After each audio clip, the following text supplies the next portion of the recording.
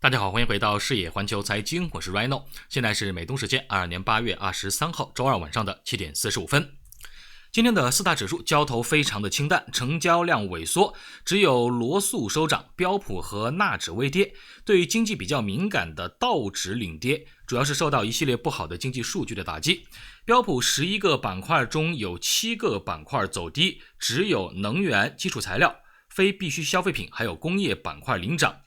目前市场呢正在等待周五鲍威尔的讲话。在这之前，其实我们如果去看标普的走势啊，它其实还是缺少一些继续推动快速下跌破位的动能。那么什么叫破位？这个地方4050到4254，那么下沿要去到4060，现在才4128。所以呢，今天呢，我已经把所有的短期投机的指数的空头头寸全部平仓获利离场。如果周五前市场能够来一波反弹，那么到上方再做一轮。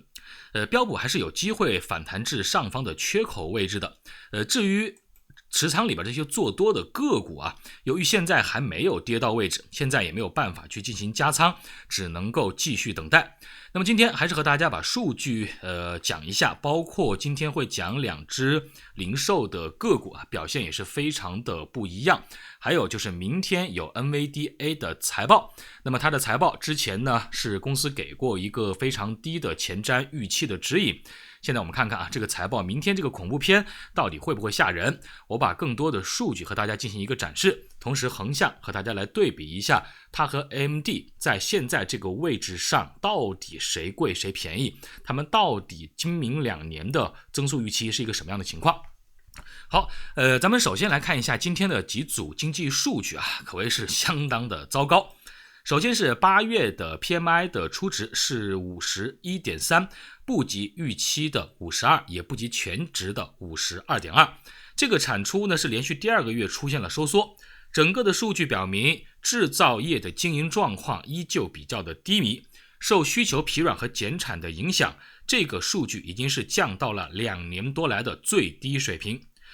同时呢，由于主要出口市场的通胀令这个压力啊，令这个需求减少，现在能看到整个的新出口的订单是在大幅下滑的。另外还有一个就是美国的8月的服务业的这个 PMI，这个 PMI 的下滑是更加的厉害，下滑了3个点到了 44.1， 综合 PMI 创下了27个月来的新低，只有45。由于整个的可支配收入受到挤压，包括利率上升还有通胀抑制了消费的支出，数据表明整体服务业活动进一步收缩。还有一个不佳的数据来自于今天的美国7月后的调整后的新屋销售年化数据，只有 51.1 万套。这个数据是创下了2016年初以来的最低水平。年化数呢也是连续的第6次出现了下滑。这个道理其实也比较容易理解啊。整个由于借贷成本还有高企包括整个需求的回落，推动了长达好几个月的这个房地产市场的这个恶化的情况，包括建筑业放缓，还有购房申请减少，更多的买家退出交易等等都导致了整个房地产市场的这个增速下滑。那么整个的所有的数据今天咱们看起来啊，尽管这些数据呢可能都不是那种特别重要的一次性能够对于市场造成特别大打击的数据，但这些零零散散的数据加起来，对于经济放缓的前瞻警示作用还是非常明显的。不过呢，我们看另外一个就是尽管这些小的数据对于经济增长不利，但是美国官方白宫的中期审查预测数据还是非常的乐观的。如果咱们相信白宫的这份数据，那么预示着在今明2年甚至包括后年美国的股市仍旧是以上行为主，下跌的空间是非常有限的。那么到底他们的预测是什么样的呢？咱们来看一下啊。美国白宫的中期审查预测，他们给了一些这个包括财政赤字，还有这个 CPI， 还有其他的一些这个失业率的数据，咱们一个个来看一下。首先是预计在2022年的财政赤字是 1.032 万亿，比3月份的预测减少了3830亿。预计2023年，也就是明年的财政赤字是 1.3 万亿，比3月预测的增加了1460亿。还有就是预计2022年美国平均的失业率是 3.7%， 2023年为 3.7%， 2024年为 3.8%。所以到2024年，美国白宫都认为在这个失业率上仍旧保持在一个相对较低的水平，就业还是比较的充分的。然后是预计整个2022年美国的 CPI 是 6.6%， 预计2023年为 2.8%， 预计2024年为 2.3%。看到了这个通胀数据 CPI， 我不知道大家你信不信啊？反正他们的数据就是这么预测的，认为明年的通胀会回落至 2.8%， 后年会回落至 2.3%， 今年的到了年中会回落至 6.6%。 我觉得今年回落至 6.6% 啊，这个还是比较靠谱的啊。这个根据现在的市场的整体的这个经济放缓的速度来去看， 6.6% 7%左右应该是一个比较正常的。但明年突然之间就有 2.8% 了啊，这个呢我觉得是不是啊，我心里边现在还打了一个问号。特别是我们看到下面一项，2022年美国的实际的 GDP 的增长预期是 1.4%， 2023年增长预期为 1.8%， 2024年为 2%。 如果你按照最下面的这个 GDP 的增速来算，在今年、明年、后年连续3年的 GDP 的增速其实都不算慢。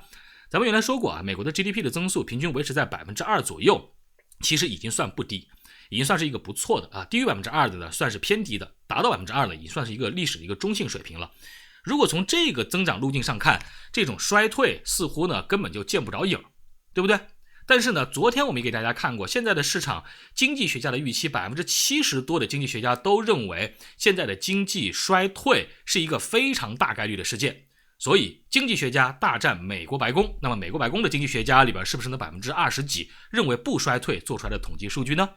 所以这个我们就不知道了啊。所以整体上来看呢，这个数据很多都是互相拉扯，而且是南辕北辙的，搞得我们呢现在如果完全按照数据去跟，有的时候啊确实容易产生很多的这种滞后性。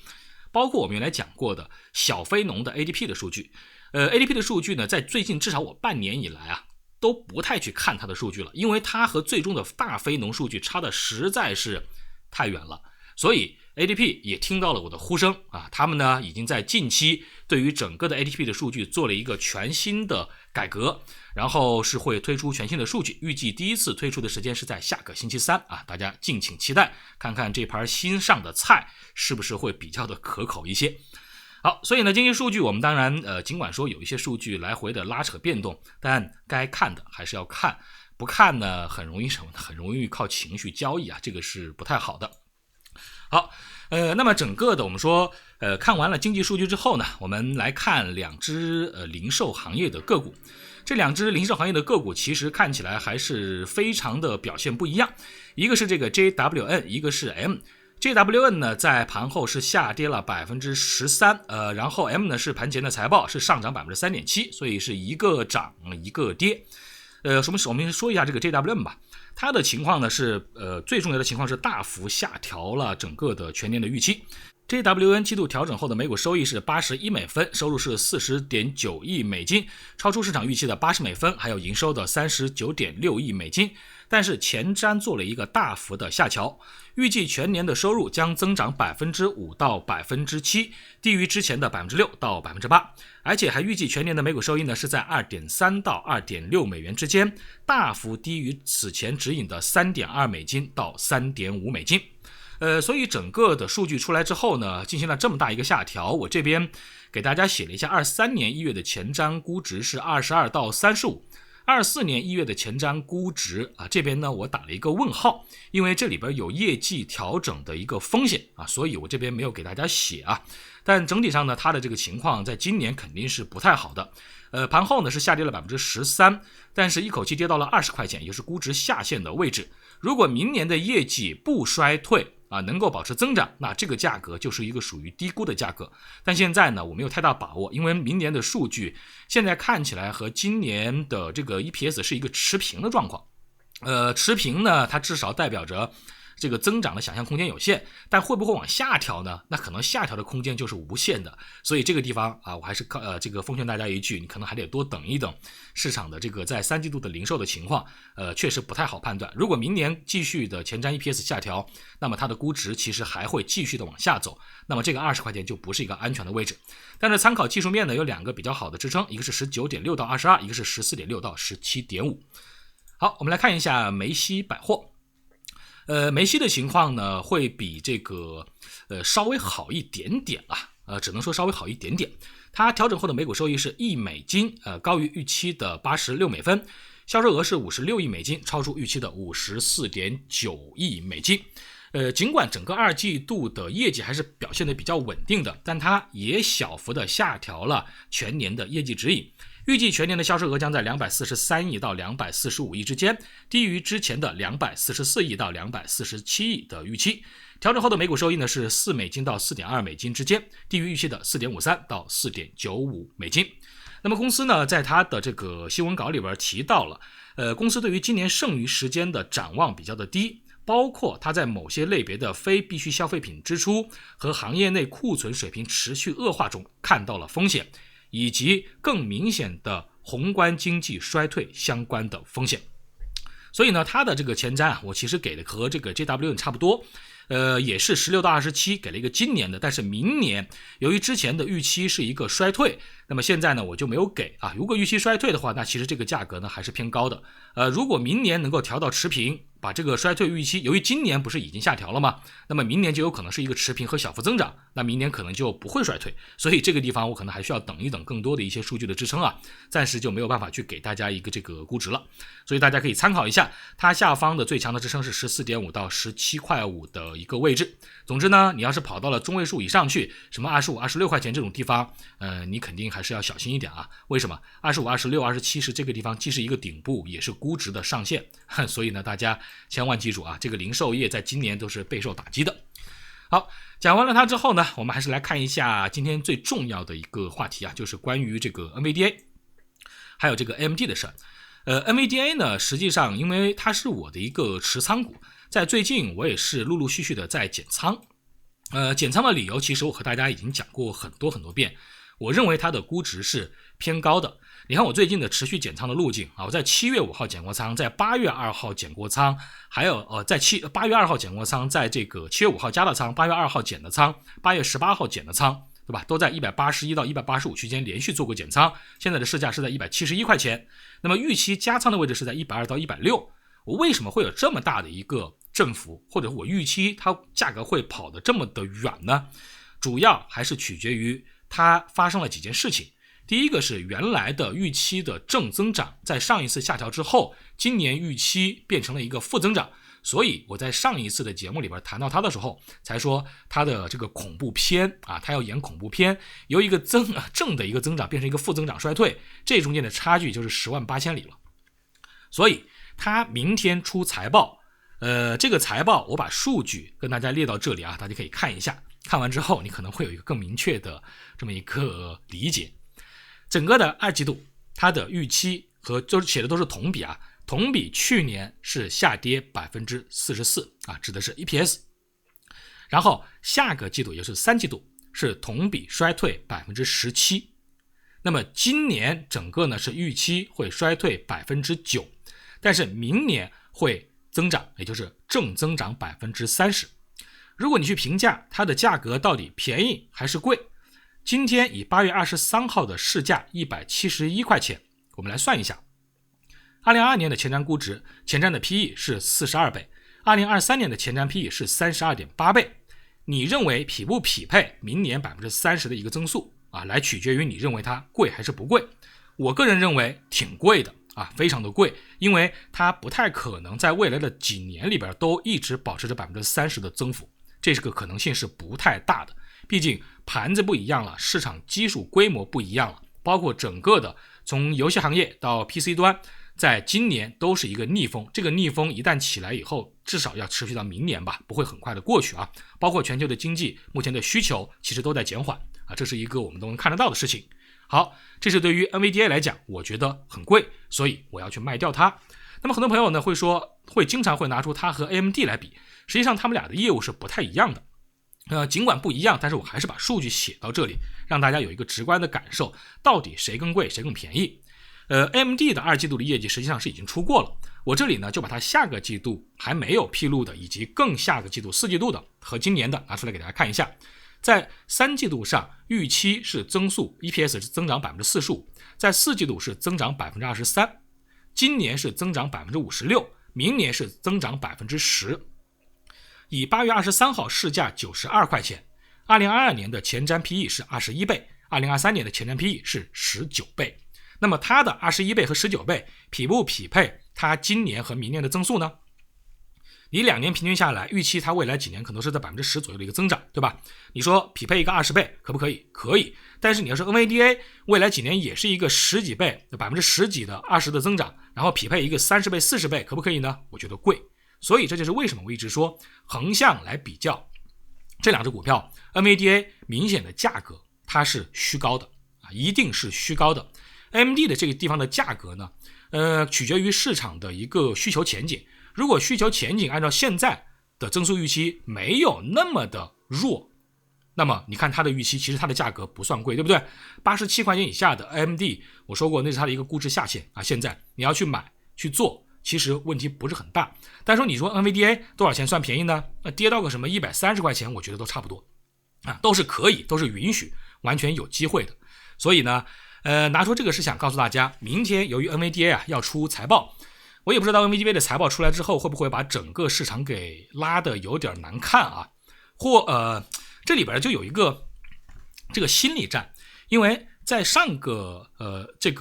的时候 NVDA 呢它实际上是对2季度的营收预期做出了很大的一个警告的，